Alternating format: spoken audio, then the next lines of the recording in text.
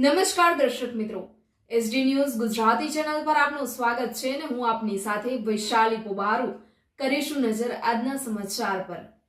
ભરૂચ અંકલેશ્વરથી અંકલેશ્વરની ગોયા બજાર નજીક દાતાર સ્ક્રેપની દુકાન પાસેથી ભરૂચ એસઓજી પોલીસે લોખંડના સળિયાનો જથ્થો ભરેલ 3 વ્હીલર ટેમ્પા સાથે 4 ઇસમોની અટકાયત કરી રૂપિયા 1,07,000નો મુદ્દામાલ કબજે કરી કાયદેસરની કાર્યવાહી હાથ ધરી છે।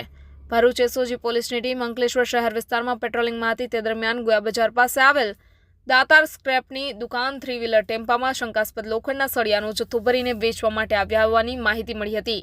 જે માહિતીના આધારે એસઓજી પોલીસે રેડ કરતા ટેમ્પામાંથી લોખંડના સળિયાનો જથ્થો મળી આવ્યો હતો।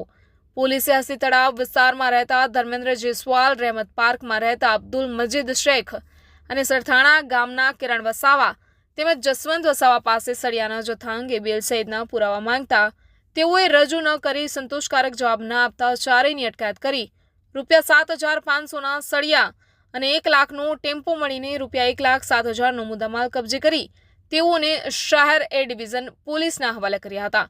Reporter Jayesh Prajapati, SD news Gujarati, Ankleshwar.